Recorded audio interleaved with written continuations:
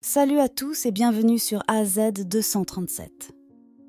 Lorsqu'un officier de service aperçoit une voiture roulant de manière erratique, il arrête le conducteur. À sa grande surprise, le conducteur est un garçon de 7 ans. Cependant, en creusant plus profondément, le policier commence à découvrir l'histoire derrière l'histoire, qui le bouleverse jusqu'aux larmes. L'officier Jérémy Paval patrouillait une rue résidentielle calme, tard dans la nuit lorsqu'il remarqua une voiture zigzagant de manière erratique. Il alluma ses sirènes, s'attendant à trouver un conducteur en état d'ébriété. Lorsque la voiture s'arrêta, il s'approcha avec prudence, jetant un coup d'œil à travers la fenêtre avec une lampe de poche à la main. Son cœur manqua un battement. Derrière le volant se trouvait un petit garçon tremblant, âgé de 7 ans au maximum. Les yeux écarquillés de l'enfant le fixaient, remplis de peur. Crowley évalua rapidement la situation. Son esprit se mit à tourner avec des questions. Il n'avait jamais rencontré quelque chose de semblable auparavant. Ce n'était pas qu'un simple contrôle routier. Quelque chose n'allait pas du tout. Le garçon tremblait visiblement. Crowley força un sourire calme et fit signe à David de baisser la vitre. Le garçon tâtonna avec les commandes pendant un moment avant que la vitre ne descende, révélant un visage baigné de larmes. « Salut mon grand », dit l'agent Crowley doucement. Il garda sa voix stable et apaisante. « Comment tu t'appelles, mon bonhomme ?» Le garçon renifla, sa voix n'était qu'un murmure. Il dit qu'il s'appelait David. Crowley hocha la tête et tenta de rassurer le garçon. « D'accord, David, je m'appelle l'agent Crowley. Peux-tu me dire pourquoi tu conduis cette voiture ?» La lèvre inférieure de David trembla et ses yeux se mirent à chercher une échappatoire. Il bégaya et eut du mal à trouver les mots. Il dit que sa mère était à la maison et qu'elle était malade. Il ne savait pas quoi faire. La confusion et l'inquiétude se disputaient dans l'esprit de Crowley. « Ta maman est malade ? Est-ce qu'elle est seule ?» David hocha vigoureusement la tête. Il dit qu'elle était tombée et ne s'était pas relevée. Il avait essayé de la réveiller, mais elle ne bougeait pas. Il avait eu peur et devait chercher de l'aide. Crowley ressentit une vague de compassion pour le garçon. Il pouvait voir la peur et le désespoir authentiques dans les yeux de David. La situation devenait plus claire, mais non moins alarmante. « D'accord, David, tu as fait une chose courageuse en essayant de chercher de l'aide. Mais c'est très dangereux de conduire une voiture, surtout la nuit. » Les yeux de David se remplirent à nouveau de larmes. Il dit qu'il ne savait tout simplement pas quoi faire d'autre. Crowley soupira et jeta un coup d'œil à sa voiture de patrouille où la radio crépitait doucement. Il devait gérer cela délicatement. « Écoute, David, je vais t'aider. Nous allons obtenir l'aide dont ta maman a besoin, d'accord ? Mais d'abord, je dois m'assurer que tu es en sécurité, d'accord ?» Crowley attrapa sa radio et rapporta la situation. Il demanda également une ambulance à l'adresse du garçon, relayant l'urgence et soulignant la nécessité d'une assistance médicale. Se tournant de nouveau vers David, il dit « Peux-tu me dire où tu habites, David ?» David donna son adresse d'une voix hésitante et Crowley la mémorisa rapidement. « Très bien, je vais te ramener chez toi. Nous irons ensemble et nous nous assurerons que ta maman va bien. » Il ouvrit la portière de la voiture et aida David à sortir, puis le guida doucement jusqu'à la voiture de patrouille. La petite main de David s'agrippait à la sienne. Crowley sentit les tremblements du garçon s'atténuer légèrement. Il installa David sur le siège passager et l'attacha en toute sécurité. Alors qu'il roulait dans les rues silencieuses, Crowley gardait un œil sur David.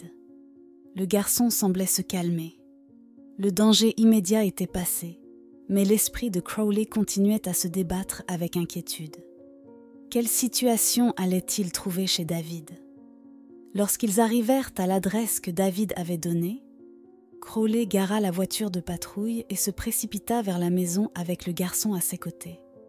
Il pouvait voir la porte d'entrée entr'ouverte, une lumière douce se répandant dans la nuit. À l'intérieur, il pouvait déjà entendre un léger gémissement. Crowley guida David à l'intérieur, le cœur battant dans sa poitrine. Dans le salon, une femme était allongée sur le sol. Elle était à peine consciente. Crowley évalua rapidement son état tout en gardant David près de lui. « Ça va, David?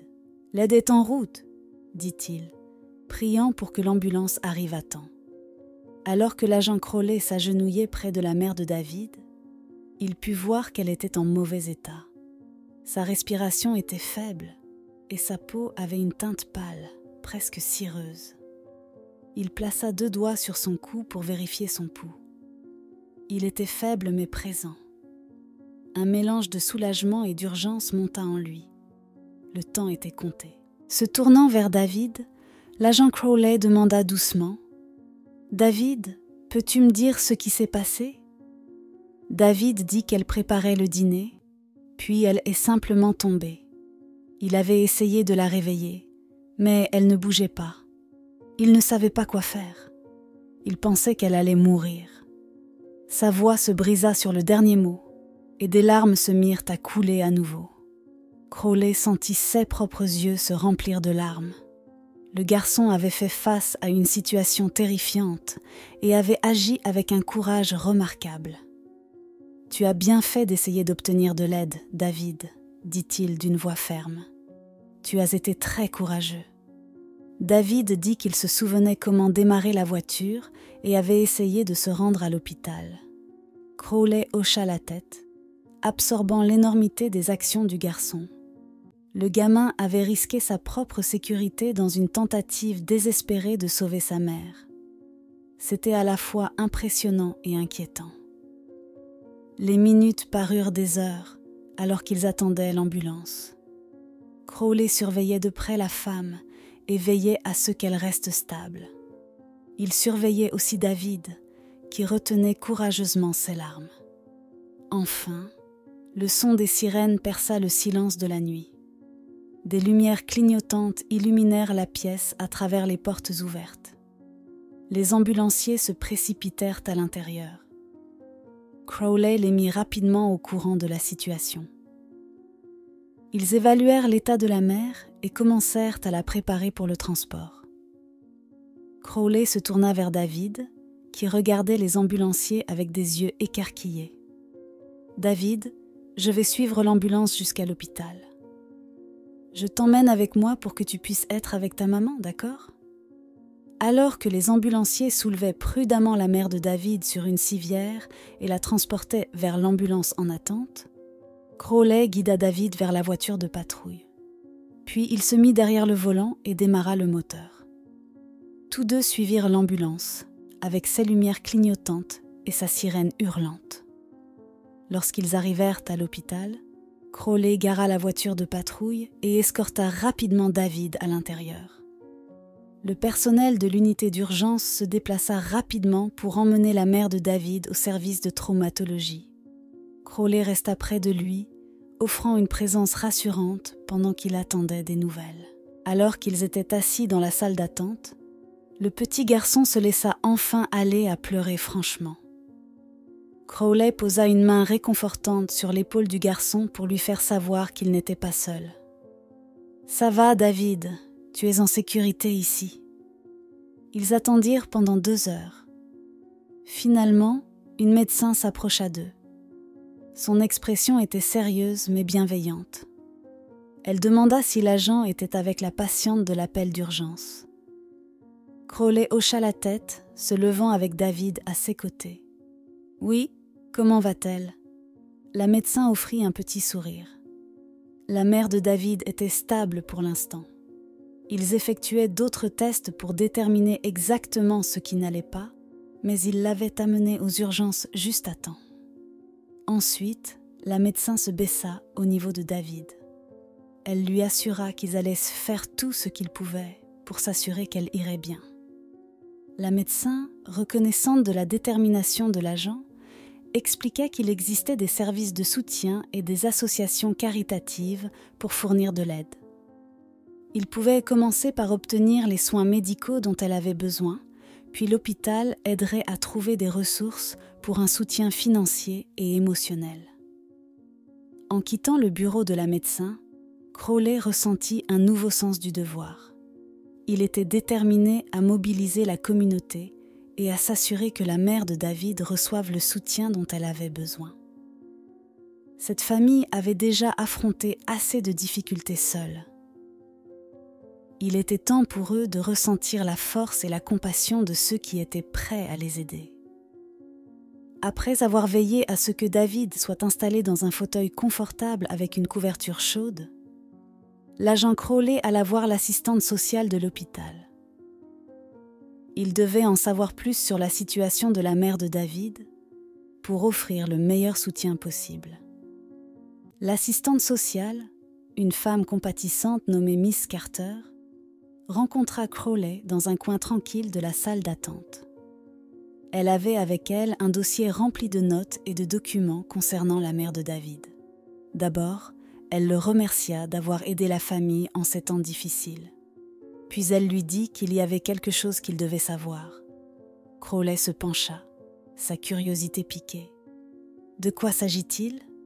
Miss Carter ouvrit le dossier et sortit quelques documents. La mère de David avait travaillé à plusieurs emplois, mais ce que personne ne réalisait, c'est pourquoi elle le faisait. Elle essayait d'économiser suffisamment d'argent pour l'éducation et les soins futurs de David. Elle savait que son temps était limité, et elle voulait s'assurer qu'il ait une chance d'avoir une vie meilleure après son départ. Crowley sentit une boule se former à nouveau dans sa gorge. Elle a planifié l'avenir de son fils tout ce temps, même en souffrant. Miss Carter hocha la tête, ses yeux adoucis par l'empathie. Elle expliqua que la mère de David avait économisé chaque sou qu'elle pouvait pour s'assurer qu'il soit pris en charge. Le poids de cette révélation frappa Crowley de plein fouet. Il sentit les larmes monter en pensant à l'immensité de son amour et de son sacrifice.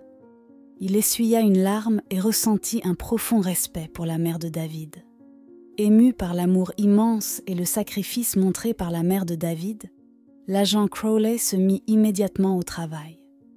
Il contacta son réseau et la communauté locale, sachant qu'ensemble, ils pourraient faire une différence significative. Crowley parla à des associations caritatives locales, expliquant la situation et l'urgence du besoin de soutien. Il contacta des églises, des centres communautaires et même la station de télévision locale pour partager l'histoire d'une mère courageuse et du courage incroyable d'un jeune garçon. La réponse fut bouleversante. En l'espace d'une journée, les dons commencèrent à affluer. Des fournitures médicales à l'aide financière, des bénévoles offraient leur temps pour aider aux tâches ménagères et pour tenir compagnie à David et à sa mère. Un supermarché local fit don de nourriture, s'assurant qu'ils aient des repas nutritifs. La générosité de la communauté réchauffa le cœur. Chaque contribution était un témoignage de la puissance de la compassion. La mère de David commença à recevoir les soins médicaux intensifs dont elle avait désespérément besoin. Les médecins travaillaient sans relâche, utilisant les nouvelles ressources pour fournir des traitements qui avaient auparavant été hors de portée. Il y avait une lueur d'espoir pour sa guérison, et chaque jour, elle montrait des signes d'amélioration. Pendant ce temps, Crowley restait une présence constante dans la vie de David. Il visitait régulièrement l'hôpital, apportant des livres et des jouets pour occuper le garçon et lui remontant le moral avec des histoires et des encouragements. Le lien entre eux se renforçait. Crowley devenait une figure paternelle pour le garçon qui avait affronté tant de choses seul. Le tournant vint lorsqu'un spécialiste d'un centre de cancérologie renommé entendit parler de leur histoire. Il avait été touché par leur situation et proposa de superviser son traitement. Sous sa supervision, la mère de David réagit bien. Son état se stabilisa presque immédiatement. Bien que le chemin vers la guérison soit long et incertain, il y avait désormais un véritable espoir là où il n'y avait eu que du désespoir. Les informations locales diffusèrent un reportage sur les efforts de la communauté, soulignant le revirement incroyable. Des personnes de tous horizons prirent contact, offrant un soutien et des ressources supplémentaires. L'élan d'amour et d'aide transforma la vie de David. Il n'avait plus à porter seul ce fardeau. Crowley travailla également avec les services sociaux pour s'assurer que l'avenir de David soit sécurisé. Des plans furent établis pour son éducation. Un fonds fiduciaire fut créé grâce aux dons reçus pour garantir qu'il aurait les opportunités que sa mère s'était battue si durement pour lui assurer. Dans les mois qui suivirent, la communauté continua de se rassembler autour de David et de sa mère. Leur maison, autrefois un lieu de lutte silencieuse, était devenue un foyer de soutien et d'amour. L'agent Crowley resta un soutien indéfectible. Son rôle dans leur vie était loin d'être terminé. Il avait trouvé un nouveau but en aidant cette famille, et ce faisant, il découvrit l'impact profond de la communauté et de la compassion. Alors que le printemps laissait place à l'été, les jours étaient remplis de rires et d'espoir. La mère de David, bien que toujours en convalescence, commençait à retrouver ses forces. Même son sourire était revenu. À travers tout cela, David s'épanouit. Son esprit était intact et son avenir était éclairci par la gentillesse d'inconnus qui étaient devenus une famille. L'histoire de l'agent Crowley, de David et de sa mère devint un témoignage du pouvoir de l'amour, du sacrifice et de la communauté. Elle montrait que même dans les moments les plus sombres, l'espoir pouvait être trouvé et ensemble, ils pouvaient surmonter n'importe quoi. Quelle est votre opinion au sujet de cette histoire ? Dites-le nous dans les commentaires. Merci d'avoir regardé la vidéo. Surtout, n'oubliez pas de cliquer sur le bouton j'aime et partager autour de vous. À très bientôt sur AZ 237.